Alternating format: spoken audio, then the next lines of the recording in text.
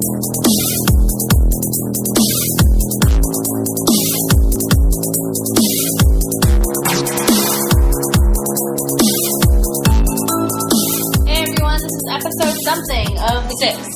of the Geek Remix Podcast with Mari and Stacy. And today we're going to talk about the PlayStation 4. Woo-woo! And numbers, bras, boobs, The Walking Dead. And the new Google Plus. Thank you, Twitter, for interrupting our podcast. I just got 70 tweets. So first we're going to talk about the PS4, which I just picked up yesterday on release. Woo-woo! And so far, I'm liking it. I mean, it still has release-to-date releasey games. It's, like, not the best games. I didn't play Battlefield 4 or anything like that because that's not the type of shit we're really into. But I picked up Knack, and it looks beautiful. It looks like a Pixar game. Yeah. Basically, the premise of Knack is pretty fun to me. You go around, you collect little sunstones, get bigger, get hit, get smaller, blah, blah, blah, blah. One of the great things about it is that the share button, which isn't really so great for, like, recording Let's Plays and stuff, but it's really great for streaming to Twitch, which is really fun. Basically, all you have to do is set up your account on the PlayStation 4 for sharing, and just basically press share whenever you want to start broadcasting. And it comes with a little mic that you can put on your ear, and it sounds pretty good, and it was streaming quite well. The only problem was that yesterday Twitch was pretty heavy with everybody trying to stream at the same time. So naturally. So it was laggy. So Twitch can get laggy a little, and Twitch will not record, like, save your broadcasts for the PlayStation 4. And I'm pretty sure it messed up the settings and got rid of all my previous recordings for Twitch streaming. So there's that. And there are sirens in the background. We live in a dangerous neighborhood, as anybody who listens to our recordings knows. Yeah, because there's never any sirens ever, except for when we decide to record. That is the exact time when everyone decides they want to get murdered. What was I saying? Something about... Oh, yeah. You cannot record off HDMI at release. They have not said when they are going to patch that in to make it so you are allowed to record off the HDMI for video games. So I'm hoping that happens soon because I don't want to spend money trying to find a converter to get rid of the copyright. So hopefully that gets fixed soon. So a couple of the games that we had been talking about were Knack, and then I had been looking at Contrast, which is kind of like a puzzle game. Yeah, it's cool because basically it's very noir. You play as your shadow, and you have to complete puzzles in order to go through the game. Yeah, I played a little bit of it yesterday, so basically I think what you are is you're this little girl's imaginary friend. Yeah. But who can actually do shit. Mm-hmm. So her imaginary friend is this woman with the swaggest, sluttiest outfit. But it's not like slutty, it's like slutty. Like slutty. Like, I like that outfit, it's slutty. I like that. Yeah. Slutty? Mm-hmm. I like that. It's slutty.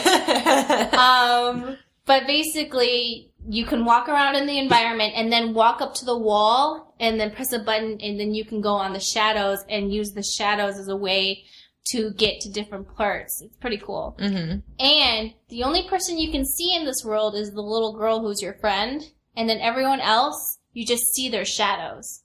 Oh, that's cool. So there's, like, cutscenes of her dad and her mom, like, fighting, but you only see their shadows. That's a good way to take a little bit of the heat off of something that might otherwise be a little sad. Yeah. No, it's still kind of... No. It's, like, not sad, it's just, like, there's a lot of context going on for this little girl to be seeing things. So the survival horror game that I was talking about was Dying Light. Is that out yet, or?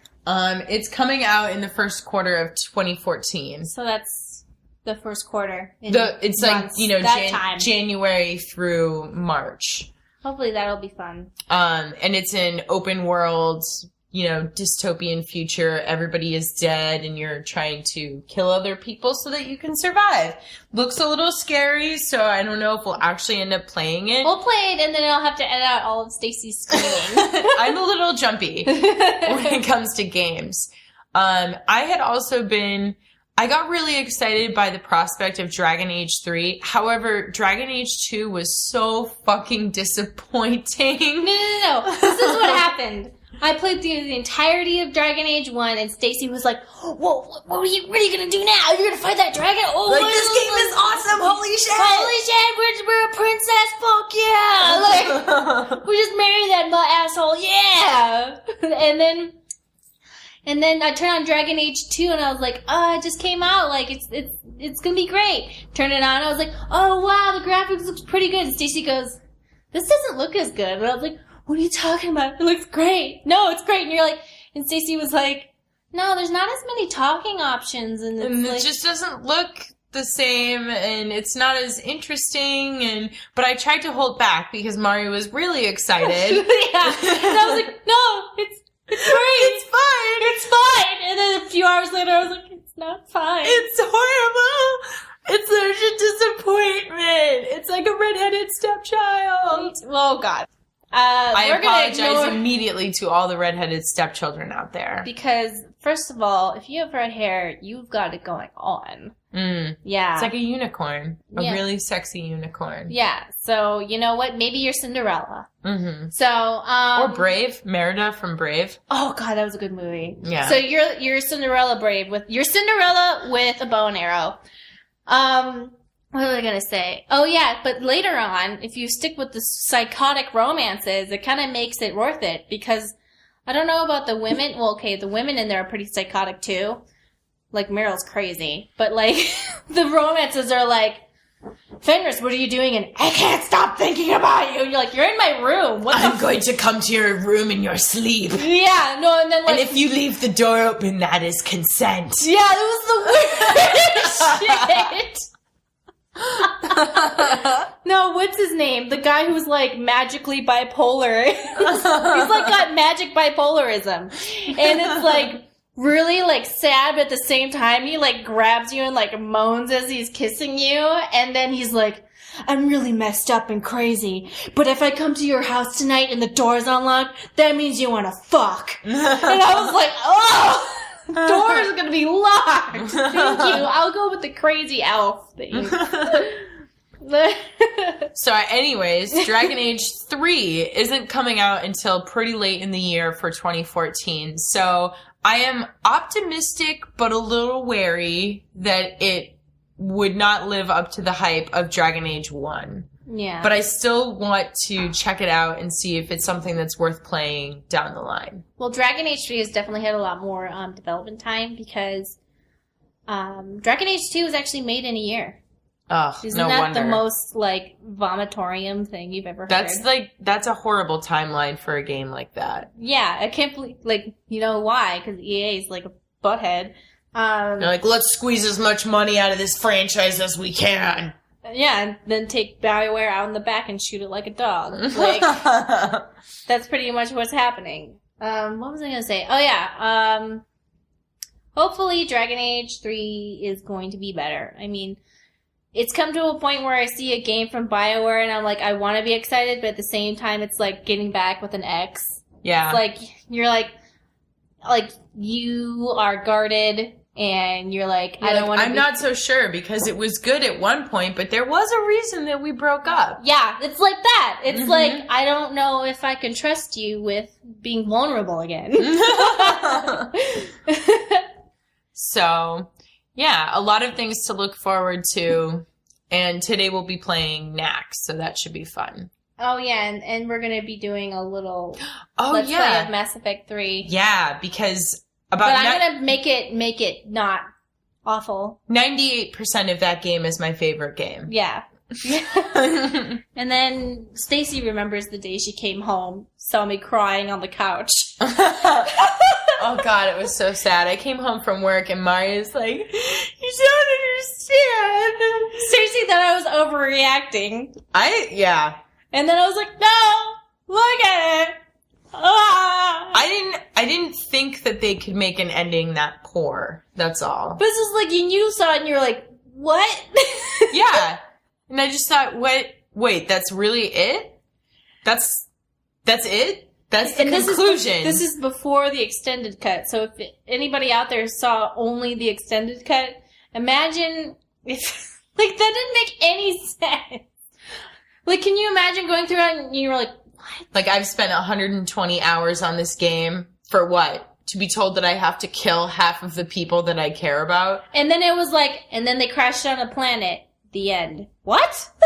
We don't get like a little conga line of everybody dancing and being like, we survived. Yeah, like in the end. Like the end of Saints Row 4. Yeah. But anyway, off of my sad parade, if you guys are interested in that, what I'm going to be doing is, since I'm a living Mass Effect Wikipedia, I'm going to be trying to add as much context to everything so it gives the Let's Play a value. Other than just me saying silly shit the whole time? No, Stacy's value will be grade A dick jokes. Like, bringing it to the top. Dildos, dicks, and boobs. You can have it all. Yes. And then my contribution will be long periods of silence because Mari can't do two things at once. Yes, long periods of me going, the strange thing about the sorry. Hold on. Stacy, stop talking to me. I'm trying to do something right now. But I'll try to give as much context and like, because there's a lot of small storylines. Oh, and it's going to be a very complete one where it's like the previous two games have all the indicators for the side quests in the third one. If you guys know what I'm trying to say. Like, it's got a bunch of shit in there. So there will be value to it other than just being a regular Let's Play. So. Oh, and so one of the things that's going to be interspersed with that is The Walking Dead 2. Yeah. As those episodes release, we will be releasing them kind of in tandem with our Mass Effect 3 playthrough. We actually just finished doing the DLC for The Walking Dead. And it was, 400 days. Yeah. And that was pretty fun. And interesting thing, I actually found an article about, my boss actually put this article in front of me saying like, hey, this is, about, because I work with people in analytics and dealing with big data. If you guys have listened to our other podcasts, you've heard me talk about it. So she was coming at it from the aspect of like the analytics that goes into making a game that big and how they use player choices to influence the rest of the game. So what she was talking about actually had nothing to do with the fact that I've played these games before, but it like made me really excited because I never get to read stuff like that while I'm at work unless I'm not paying attention to what I'm supposed to be doing.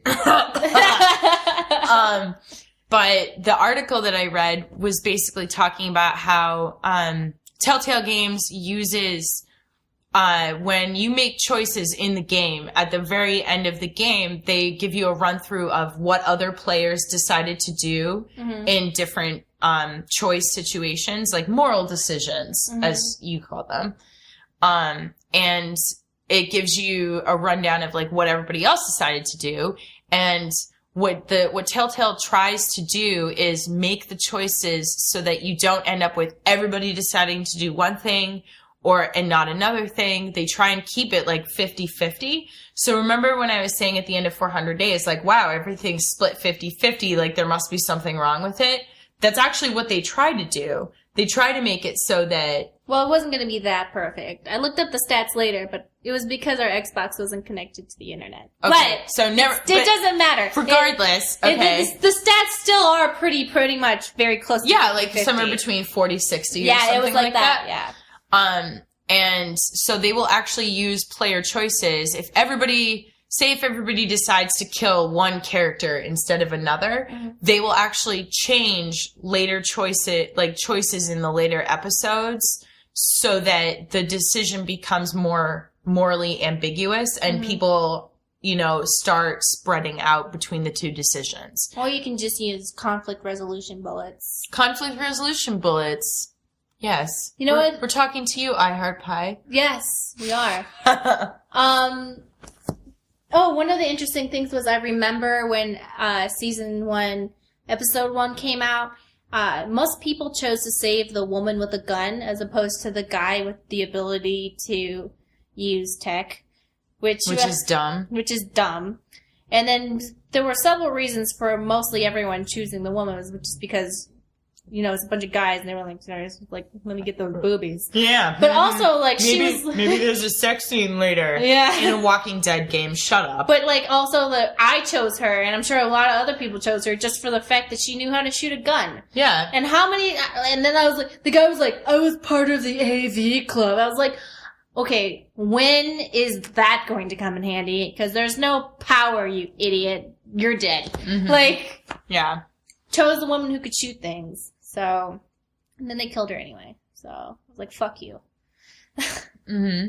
So. But yeah, it's, a lot of gaming companies are sitting on a ton of information about how players interact with games and interact with each other, like decisions that they make in the game and how long they spend on levels, points that they accumulate, and that information is just expanding. And a lot of the people that I interact with at work are working at putting that information to good use. Oh, have you seen that? It's really exciting. Have you seen that infographic for Mass Effect 3? No. It basically shows everyone's different decisions. Oh. And the thing that, people always bring up is that, only 20% of players play as femshep. And I'm like, okay, and they're like, well, then you should always represent Shepard as male. And I'm like, you know that 20% is a huge chunk. Yeah, you know that? Because there's a lot of people that play that game. This isn't out of 10 people. Yeah, this is out of, do you know that 10% of $5 million is $1 million? So, it's half a million. No, 5 million. 5 million, 10%. That's I meant 20%, I'm sorry. Okay, yeah. I was thinking in my head 20%, but I said 10%. Yeah, 20% of $5 million is $1 million. Yeah, so it's 20% for femship it's 18%. Mm-hmm. So people are like, oh, why do they waste all this time making femship and blah, blah, blah. I was like, it's $1 million. You know that 20%, that's a lot. You know that, right? Yeah.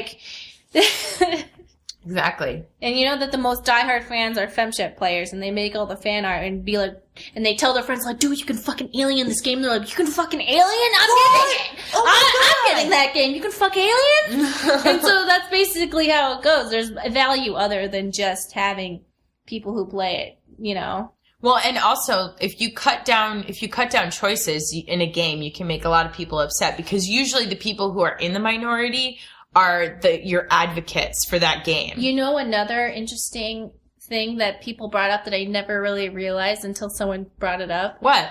Is that the majority... Sorry, my dog keeps woofing. I'll try and edit that out. Is that there's a ton of heterosexual choices for male shep, but by the end of the third game, there's only 2 heterosexual choices for femshep. And one of them's an alien. Oh my god. So basically, if Kaiden's dead, you can either fuck an alien or be a lesbian. So then I was like... Which aren't bad choices. But then I was like, I think this is a long game scheme by Bioware to get all girls to be bisexual. And I was like, well played, Bioware. Well played. You win this time. But next time, I'm gonna trick all the guys into being bi-curious. Bioware curious? Bioware curious. Stacy's coming with all kinds of good things today. Man, I was like, for a minute, I was kind of being like, that's kind of bullshit. And I was like, all right. I see what you did there. I gotta respect that long game because that was pretty clever. Because they literally killed everybody else. You either kill Kaden, Thane dies, so that's... Yeah. You make out in a hospital. I guess they imply you fucked right there in the hospital. I was like, okay. That's a little fucked up. Yeah, I was like, okay, well, kind of cool, but... But hey, if it's his dying wish, I mean... Because I see her right here. Alright. But then you just get Garrus, which everybody loves anyway. And then, if Caden's dead, you just pretty much have Liara, and then Traynor is human, but she's a lesbian, which is fine, so... Whatever. Well played, Bioware. Well I played. can't wait to play that game again. Yeah, it's gonna be great. We're romancing Garrus. I understand. I think that was implied before we even started. No, because he's the best, I wouldn't say romantic. Well, he is a romantic person. I would say he's the best video game romance of all time. Well, because he's a good representation of a good guy, quote unquote, you know? Yeah, because like Caden, he's like, you know, he's my jam, but he wouldn't be interesting to watch, basically. Garrus is like, I like to watch you. Yeah, Garrus is like, I watched a romance vid and I'm emulating it because I love you. Oh. Yeah, it's like, he doesn't know how to be romantic, but the fact that he's trying to figure out how to be a romantic is romantic. It's very adorable. And romantic in itself. Mm-hmm. And then he's like, I learned how to do the tango. And you're like, what? Isn't it cute when they try? Yeah, you know, those alien boyfriends. Mm-hmm. When they try. When they try to be romantic just for you. But, like, seriously, people are like, guys usually, and, like, most guys are already a little bit gay for Garrus, but they're like, I don't get it. He's, like, a big, like, scary alien. I'm like, he's a talking space dinosaur. But he totally has your back in every situation. Like, he already has a great personality, but also, dinosaurs are cool, and space is cool, and he's a dinosaur in space. And he talks, and you know how, like, girls are like, I love Twilight. I was like, it's because they're, like, a little kinky and want to have some vampire things going on. Yeah. So, if he's a big monster, that's a little kinky. Mm-hmm. You know, like, Beauty and the Beast, but, like, he's not beastly. He's, like, suave and shit. But it's, like, kind of, you know, it's, like, freaky in the good way. It's, like, freaky in a good way. Like, he would never actually try to hurt you, but it's, like, you know... Like, it's going down. It's going down. He's probably like, no, this is normal for Turians. And you're like, all right, cool. Yeah. All right, let's do that. Sure, we'll get in the nest. What else were we going to talk about? So speaking of boobs. Oh, boobs, yeah. Oh, yeah, boobs. Using analytics, there is a company called True & Company who... So for all the ladies out there, I am sure you have been as frustrated or more frustrated as Mari and I about bra shopping because it pretty much blows.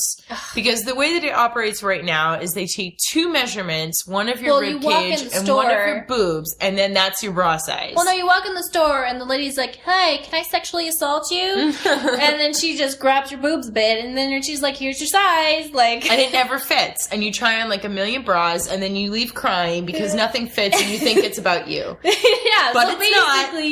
It's because bra sizes in general are flawed. And so this company has come up with a more technical and detailed way to measure bra size. And so because like even if bras are the same size, they're going to fit everybody differently based on, because you know, titties are all different. Mm-hmm. Titties are unique and you got to fit the titties. Yeah. So boobs. Beautiful bodacious boobs. So I was really excited about that actually because this company is based online, but it thrives on women basically rating the bras. Like, was it true to size? Did it fit good here, all this stuff.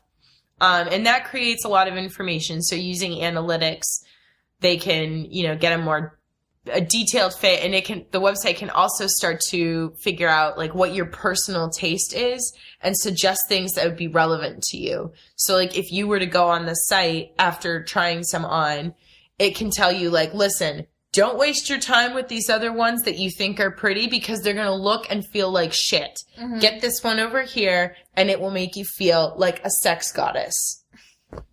And you're like, my boobs, they don't hurt at all. Oh my God, this feels amazing. Did you ever see that episode of the IT Crowd where I love that show. Where Moss makes a bra for what's her name? No. And it's the most amazing bra ever. What? And she's like, it's amazing, but then it's too perfect and it sets on fire. Yeah, so what did I call that lady earlier? A boobologist? Boobologist or like a boob analyst, tit analyst. Tit analyst. Tit analyst. And you were like, no. You were like, no, she's an ant. She's just, and I was like, no. And I was getting way too serious with it. As you can tell, I've loosened up a bit. With this tight tea. This crazy, crazy tea. Yum, yum. Is there anything else you want to bring up? I don't think so. I think we kind of ripped through all the material that we wanted to talk about. Oh, shit.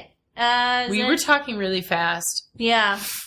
Hope you guys caught all of that. Feel free to listen to it twice. Feel free to listen to that in slow motion.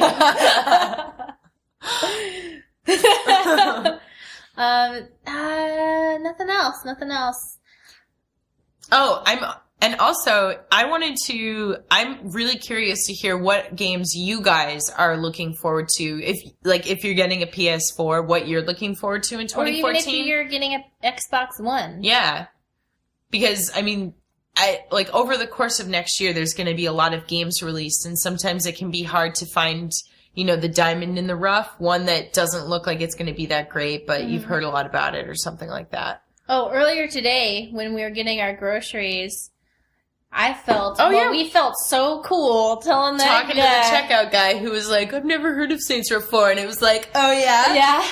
We have a whole Let's Play of Saints Row 4 because we're fucking awesome. Yeah, we got a channel and everything. I know about the PS4, I'm telling you the specs, bro. I was like, yeah, I'm cool. And then I was like, not cool. I'm not cool. I'm not a cool person. Anyway, so that was our not our Let's Play. We'll try and do better next time. We'll try and talk slower and come up with more things to say. Not screaming and yelling. So have fun this week. Doing all the things that you want to do. Shout out to Mediocre Jake, who apparently listens to our podcast while he is decorating houses. I'm wondering what he's thinking when I'm screaming about feminism. Vaginas! He's probably like, vagina power for life! Like, stop oppressing me! Oh! Hi, Jake. Hi, everybody. Hi, Heart Pie, Soul Uncubed. Super Vin, Feminine Miss Geek, and everybody. I'm just Pierogi Sloth. Oh God, I'm gonna feel really guilty when I end this. Raven Valor. Everybody. Raina and Grumpy and everybody. Bumpy. Magump. Raina Magump. Yeah. Let's just go through our Twitter.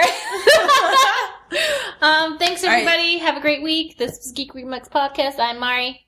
And Stacy. Out! And this is my dog, and he was the one oofing. Bye.